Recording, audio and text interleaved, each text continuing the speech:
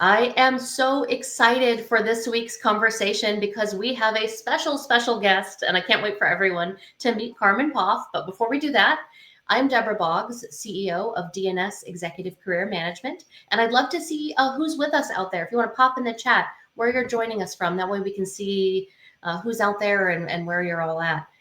And a little bit about our firm. We work with senior leaders, typically VP, C-level, and board level leaders, to prepare for and navigate your high-level searches. So we're going to talk about the 7 steps that are crucial for every executive job search. And our executive method, our executive edge method that we have built to help clients go through each of those 7 steps. So whether you work with us or not, you'll really gain some insight into the really critical areas you need to have a successful search. So meet Carmen Poff. She is our Director of Client Success. Every potential client talks to Carmen first, and so she is the face of our business, and I'm really excited for everyone to meet her. I am so excited to be here. I'm always on the other side of these LinkedIn Lives. I'm in the chat. So this is really fun for me to be on this side and just share a little bit about me, my role here at DNS. Like Debra said, I'm the first one that you talk to. And I always like to stress it's not an interview. We're just having really candid conversations. And the people I talk to, they're either in the middle of their transition, maybe just starting a career transition, or they're thinking about making a change, maybe in 6 months to a year. And they schedule with me because they're concerned about the job market. They're concerned about how they're showing up, and they're frustrated because maybe their search isn't going. I know you hear that a lot, Debra, that this isn't happening the way I'm expecting it or the way it happened last time. People have always come to me. It's not doing that's not happening right now. So I hear a lot of frustrations. We talk through that. And in that conversation, we're really trying to figure out, like, well, where's the problem? Where's the breakdown happening? So we kind of do a pretty quick diagnostic on what is the issue here. So I ask a few questions when people chat with me. I love to find out what's going on right now. I love to find out what's next. I talk about I put it in terms of ideals. What's your ideal role? What's your ideal company? Ideal compensation? And then we look at the tools that they're using. Resume, what strategy are they using? So we can really figure out what's happening. Where are things going wrong? Right. That's so important. It's that diagnostic of, instead of just here are all the things you need, what's working, what's not working, what can be optimized or elevated to get more interviews. And speaking of that, quick plug, some of these conversations and questions that Carmen goes through, we actually put in a free diagnostic. So I'm going to share real quick the QR code. It's right above Carmen's head as well. But if you want it, we have a QR code to a free job search diagnostic that takes you through the 7 steps that we're going to be talking about today. And that way you can give yourself a self-grade on where you're at in these 7 steps and what's working well and what could maybe be optimized for better results. So I'm going to pull that back down, share it again later, or again, it's the same one that's above Carmen's head. But let's talk first about, I know you said a little bit about what people are frustrated with right now. Where do you see the biggest opportunity for candidates in these 7 steps of what do they need first? Well, the first thing, and I say this to people all the time, the first thing you need is a focus. Where is it? Where are you going? We can't help anyone get anywhere if we don't know where that is. And I think that's the number one thing. And it comes out in different ways. They don't have a focus. They just say, I don't know. I don't know what to do next. I don't know what I can do next. Once in a while, I hear from people who say, I don't want to target myself because I don't want to miss out on any opportunities. Yeah, I hear that all the time. Think that that's a good thing that they're doing, and it's just not. It's causing that frustration. Yeah. A hyper-focused search is so much more effective. And having that really clear focus on the type of function you want to lead, on the type of organization you want to be a part of, in the ownership structure. Is it public, private, PE, VC backed? What does that look like? Because then you can build what is that next step in our executive edge method, which is the unique value. You need to know what you're bringing to the table that is different than everyone else in the industry, but you can't do that if you don't know where you're headed or who your audience is, right? You can write a really hyper-focused unique value, to show what you bring to the table above all of the other absolute A players in the game that you're competing against right now. But you can't do that if you're trying to be all things to all people. People just aren't hiring generalists right now. Well, and it really it waters your value down, or it hides your value. And I don't think, correct me if I'm wrong, but recruiters don't want to figure out what it is you want to do.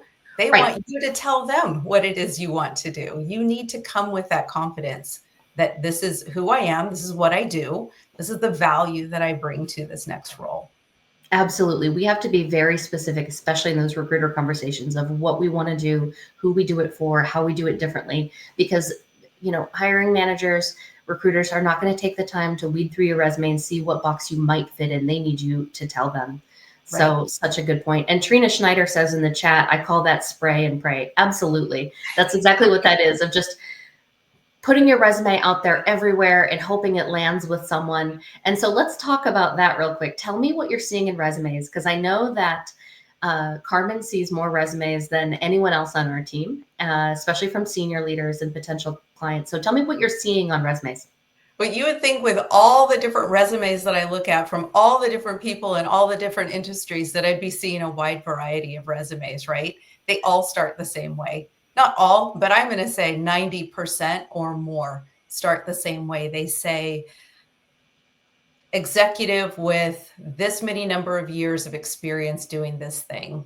That is the first sentence. I see it in LinkedIn as well. And it's not effective. And it focuses on tenure, and it doesn't focus on impact. And I'm stealing that actually from a recruiter he said this just a few weeks ago.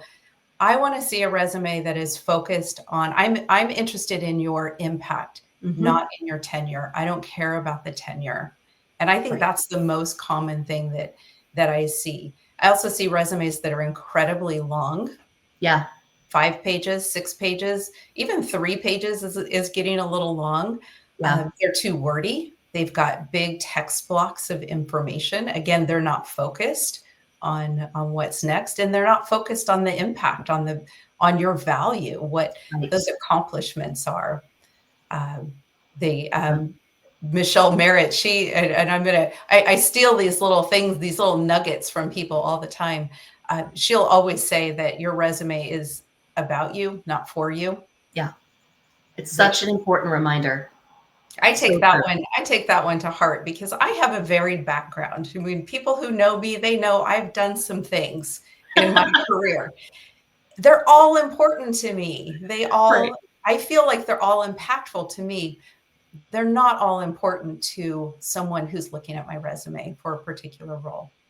Yeah, absolutely. And if you have a varied background, you can't include everything. It doesn't all matter. The clients that we work with, you've done a lot of different things. You can do a lot of different things, but you really have to focus on just the pieces that tell the story of how you're qualified to go do what you're going to do next, and not everything you've done in the past. We need, what is advancing our story and what's just adding to the details. When you have an incredibly long resume, I always say the only people who are going to read your resume word for word are you, your resume writer, if you're working with one, and your mom, and no one else cares. So you have to really focus on the high level details. So top 3 of our 7-step method, we've got the getting a hyper focus, your unique value, and then building a standout executive resume. So let's talk a little bit about LinkedIn. That's step number 4. It's incredibly important. I see a lot of people put a ton of time and effort into the resume and then leave LinkedIn a little lackluster. So I want you to think about how LinkedIn is your first impression. It's not just a digital resume. It is typically what people are seeing first before anything else. And they're making assumptions about you based on that LinkedIn profile. And so for our executive job seekers, that LinkedIn profile needs to be visually interesting. It needs to elevate your executive visibility. So we need to be thinking about your headshot, your background photo, your headline. All of these things need to be focused on, again, that ideal next role that you would have decided in step 1. And you need to add enough information that it's compelling for recruiters and hiring managers to want to have a conversation with you. I see a lot of people not want to include a ton of information on LinkedIn because it's all in my resume. No one is looking at your resume and your LinkedIn profile side by side.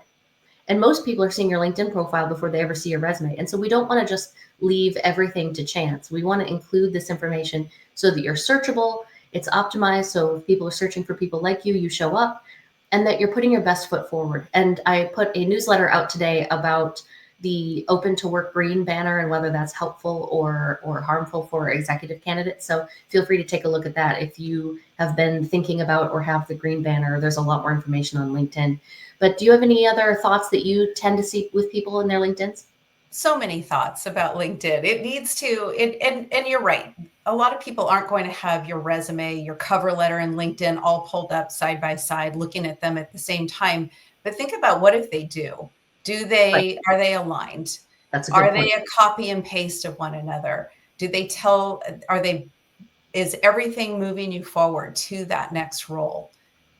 Right. I mean, it's, you have to think about these situations. And there's a recruiter, I love him, I don't know if he's on right now, his name is Tim Bashirs. He's great, he joins these a lot, and I can't see who's in the call right now, but he said recently that he considers the LinkedIn to be the first impression and your resume to be your first interview. So impactful. Huge, right? So if you're not making it through that, you're not going to talk to someone. Right. So you've got to have that executive presence. You've got to make that good first impression, and it has to talk about your value. Yeah, absolutely. I mean, that's so important. Those are your first impressions before you ever get into the interview. And as Tim Bashir said, he's at Fox Search Group. They're an amazing tech recruitment firm, by the way. And he says, yeah, that by the time you show up for that first interview, it's really your second interview, right? Because they've already seen all of these things, and that's so important. So keep it focused. Make sure that every step of this, you're competing against the absolute best in your industry. This is different than earlier in your career when you were competing against everyone just out of college, or everyone in their mid-career, and you've got the same kinds of skills and accomplishments, and that there's 20 marketing roles at a company and you want to be a marketing assistant or whatever. Now there's one CMO, or there's one CFO, or whatever it is, and you are competing against people that have really deep experience. And so we have to show up stronger, right? And I know this is kind of going back to the resume, but 20 years of experience in an industry isn't enough. That's table stakes. So what are you bringing over and above that? And how are you communicating that in every single step of your process? It's such an important part. So don't put it on your resume, and don't put it in your LinkedIn either. And, and we talk a lot about we've talked about tools, and LinkedIn is certainly a very, very useful tool. I hear from people all the time about how they use LinkedIn, but they just don't feel that it does any good. And it's because they're not using the tool properly. Right. And that gets into strategy. And so I know we're going to talk a little bit about that. Having the right tools, that's the foundation for a good strategy, for a good job search strategy. Using LinkedIn and knowing how to use it, that can be part of your strategy. I think that people who hit the apply now button over and over again, it's not a good use of time. I've talked to people who, told me, there was a lady I talked to, it's been a while since I chatted with her, but she had applied to 300 roles on LinkedIn, zero interviews, 300 roles. She was so talk about value. She didn't think she had any at that point. Right. That just kills your confidence. Right. It was really hard for her to say, I don't know what's next. To figure out, what am I doing wrong? Well, one thing you're doing wrong is your strategy isn't working for you. So can we agree not to do that anymore? Right. And, let's figure out, we know that's not working. Let's figure out what we can do that will work. And hitting the apply now button and just doing that is not a good strategy. We do know that recruiters use LinkedIn. It's the number one tool that they use to look for new candidates. So again, that's where you've got to make that good first impression. And that's one part of a good strategy. And I think it's number 5 in our executive edge method, is having that solid strategy. Again, we know the direction now. We know we want to get to point B. We've got the tools, but do we have a roadmap there? Do we have a strong, solid strategy that's unique, that is going to get me from point A to point B? Yeah, what is going to open doors? And that's such a good point. That's that go-to-market strategy, right? So many people focus then on their resume, their LinkedIn profile, and they're like, okay, good, I can go do my job search.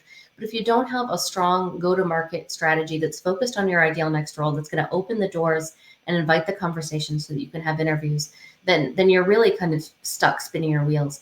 And so again, this is step number 5. For any of you just joining us, this is a 7-step method to finding and securing an executive level role. And we have a executive job search diagnostic that can help you think through where you are in each of these 7 steps and where you have opportunities to improve. So I'm going to share the QR code to download this free guide. It is 7 steps and just a self-assessment to see where you're at, what's working, what's not working, what can be improved to help you stop spinning your wheels, gain more traction, and get more interviews.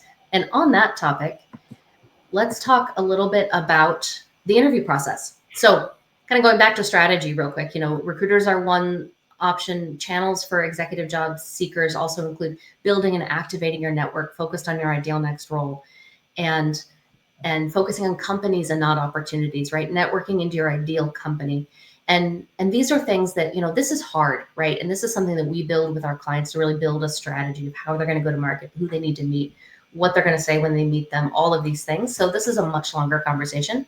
Check out our YouTube channel for more information on executive job search channels and the strategy to that. But that is step 5 of our program. And then step 6, I can count, is the interview process, right? Let's talk a little bit about the executive interview process. It is the very first call you're having with the recruiter or the search firm or the sourcer or the HR assistant, right? And then on through all the way down to that final interview with the CEO or the board or whatever it is, and everything in between.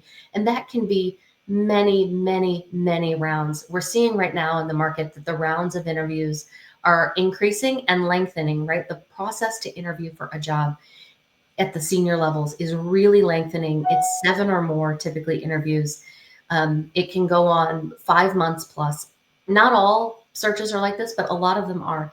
And so if you're interviewing in a process, you need to keep moving, right? Because you don't know what's going to happen at any stage of that where you may lose an opportunity due to something that has nothing to do with you. It Right. could be that they had an internal candidate or that they changed priorities in the middle of the process and stopped the search, or your the hiring manager for that role left the company. I mean, these are months-long processes, and all sorts of things can happen in the middle. And so you need to keep moving, because we see too often people put all their eggs in one basket. It looks like a sure thing. They're getting all the buying signals. It's looking great. They're told they're the number one candidate, all of these things. And you get to the end of the process and you either don't get the offer, or the offer comes in much lower than what you wanted, or something may happen, right? And then you're devastated because you're starting at the beginning again and not being able to move through your search. And you have to start at the start, right at the start line again, right? Right. And you also have to be prepared for every single one of these interviews. You can't have an off day, right? Every single one of these conversations is high stakes. And so from the initial conversation, you have to earn the right to have another conversation every single time. You're earning that next interview. And because of that, you have to be prepared and bring your A game to every single conversation, which can be really exhausting. And that's one of those things you need to be thinking through as you're thinking about your search. Is how are you coming prepared to the table, and how are you going to stand out in every single one of those processes? And what are you seeing, Carmen, with people in the interview process? What are they saying to you? I think that the most common thing is that people, at the executive level, they haven't had to be in that situation. They're always on the other side. They're always the one doing the interview. Mm-hmm. And when they get in then they're the person being interviewed, they realize, oh, this is different. Yeah. So that's one thing, is just not having been in that situation in years, oftentimes, especially with people who haven't had to take themselves to market. They're not used to this happening. This is a whole new ball game for them. And then, the other thing is, definitely, you mentioned it, the length of time that it takes for people to go through the process and, and getting to the end. And, even if everything goes great, you get to the end and you're one of 2 people. Right. generally. And, and we all hope that that works out. But, so really, I think that that's the, those are the two biggies. I also hear from people that, those first interviews are oftentimes with people who they're the screeners. Right. So these are people who, maybe they're early in their career. Right. And if you go into that, if people go into that interview and they're speaking in their job lingo, that Right. tech talk, a lot of that is going to go over, they're in that screening interview, they're checking boxes. So it's Yeah. really knowing how do each of these interviews throughout the process, how am I supposed to show up for that? That is such an important point. I hear from executive job seekers all the time, really frustrated at these screening calls because the interviewer didn't understand what I do, or they were just really asking questions that have nothing to do with my impact, or I could tell they were just checking boxes and it seemed like a waste of my time. That's a really important conversation because this is, again, earning you the right to then have the next conversation. And so knowing how to show up and appeal to and communicate with that 24-year-old HR assistant or sourcer, right? Or I didn't screener. want to say it. I didn't want to put an age on it, but yes. Right. Versus talking to the board, right? And the Right. final stages, those are different conversations and those are different audiences and for different purposes. And you have to show up differently. Well, And so, yeah, being sorry, prepared. I'm interrupting you, but you said, they're checking boxes. They're absolutely checking boxes. That's the purpose of that screening interview is to Exactly. check those boxes. And if you don't check those boxes, you're not going beyond that interview. Right. And that interview is not the time to be asking questions about company culture or, is this job remote or how many vacation days do you get? That's not the time because that's Right. not where you're at in that conversation. This is, do you meet the minimum qualifications to be put in the candidate pool for further review, right? And that's what you're doing in that call. Well, and knowing, okay, that's that first call or that first interview, and just really understanding that process because it does stretch out so long. What's happening, in 7 interviews, and Right. really being able to show up at all of those fully prepared. Yes, we had a client a while back who was in an interview process, and there were 40 people as part of the interview panel, a series of panels over 2 days. 40 people. How are you preparing to be engaged with 40 people, right? That interview process is completely different than interviewing with that first step screener or even with the board at the end. So really having a game plan for every step and whatever it may be is absolutely crucial. I was talking to a recruiter the other day, an executive recruiter, Nicole Spain, who said, you don't in this market get a lot of opportunities to interview, right? So when you do, you have to maximize every shot on goal. Now is not the time to experiment and see what sticks. You have to show up. Especially in this market. Absolutely. And so that's number 6. Number 7, let's talk about everyone's favorite topic, executive compensation, right? How are you negotiating your compensation? Because that's a crucial part of your job search process. It is step 7 in our executive edge method of the 7 steps that a senior job seeker needs to really go through their job search with intention and land that right role at the right company at the right compensation. And that is going in with a clear strategy on not only what you want, but also how to ask for it and negotiate as you go through that search so that you're not leaving money on the table. And I think in this market, people think that they can't negotiate, right? And that's just not true. Once you're the final choice and they've made that choice, you hold more cards than you think you do. But it's going in with a strategy for what you want and how you're going to ask for it without harming a relationship with the hiring manager or your new boss or whoever it's going to be, and making sure that you understand what you can and can't ask for and how to go about that so that you maximize that final package, right? There's a lot of things beyond base salary or bonus that can be asked for, things like severance ahead of time. That way, if you get separated from the company for any reason outside of your control, there was a divestiture or a merger or your CEO leaves and they bring in a new CEO that wants their own team, things like that. You're protected with some outplacement support and some severance money and things like that. People don't think about asking for ahead of time, but it can make a huge difference in not only, the bottom line for you and your family, but also your protections moving forward.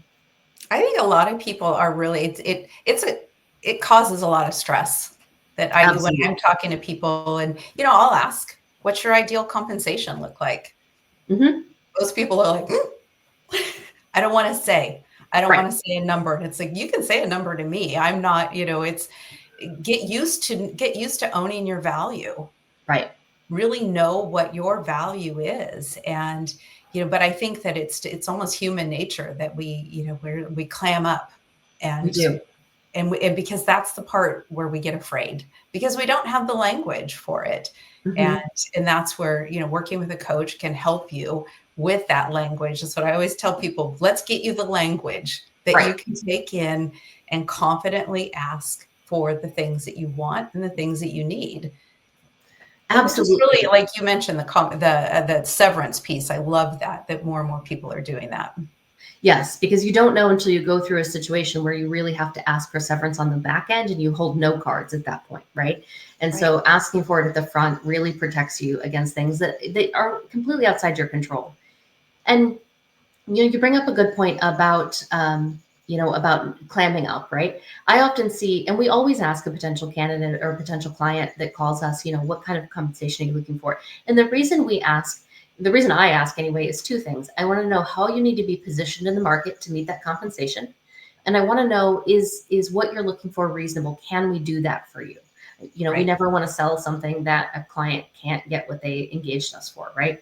But what I often see is that people tell me what they currently make, not what they want to make. And I can't tell you how much I don't care how much you make, because it's irrelevant in most cases. Because especially if you've been at a company a long time and you've grown in that company, you're probably paying what we call the loyalty tax, meaning you're making less money than you would had you moved outside the company or had they brought someone in from outside. And so you're not making the kind of money you would make if you went to an outside company. And so what you currently make is irrelevant, right? What Right. your current bonus structure is, all of these things don't matter. What do you want to make? Is it feasible in the market? And then let's put a strategy together to go get there. But you don't always have to lean on what you're currently making. And I see men and women do it. Everyone does it. It's not the question I asked, right? And I want you to think about what you want. Right. And I think it's important to start having those conversations and getting comfortable with those conversations early on in your search. Yeah, exactly. Getting comfortable with the conversations. That way, when you're in these high stakes interviews, you're not clamming up at the start, right? And you're able to have a really meaningful conversation to then earn that next interview. So, okay, we've gone through the 7 steps. While we recap them, I'm going to pop up in the chat here or in our on our screen the diagnostic. So, for those of you just joining us, this is 7 steps to land your ideal next executive role and the pieces that are really crucial. And if you have gone through with us, it's defining your ideal next role, defining your unique value, building your standout executive resume, optimizing your LinkedIn profile for executive visibility. It's your job search strategy that goes beyond online applications and really gets you in front of decision makers. It's being prepared for absolutely every step of a grueling interview process, and it's negotiating your compensation with confidence. So those are the 7 steps. But here is a free diagnostic to see how you're doing in each of these areas, to see where you have opportunity to improve and level up your game. And with that, do you have any parting advice for our listeners out there? Just, be intentional about what you're doing next, and be intentional about your search, be intentional about your documents. Set up time to talk to me. I'm not scary. And, we have a conversation, and it's a candid conversation. And, I love to talk to people. I love that that's what I get to do all day. I love this. And you can definitely tell in the care that you take with potential clients and current clients, right? Of what do they want to do? How can you help them get there? How can our team help them get there? And then Yeah. matching our clients with the right team at DNS to really get what they need. And you take so much care and pride in that to make sure people are taken care of. So thank you for all that you do. And while we wrap up, if everyone could pop in the chat, what tip was meant for you today? What area or step in the executive edge method do you need to level up in your search to make sure that you're getting towards that final offer and the compensation you deserve? I'd love to know what everyone took away from this conversation. And if you want to dig deeper into any of these steps, certainly schedule a call with Carmen, reach out to her, or we have a YouTube channel with over 120 videos on all phases of the executive job search. Thanks so much for joining us. Thank you. Thank you, Debra. This was fun. It was. Thanks so much, Carmen.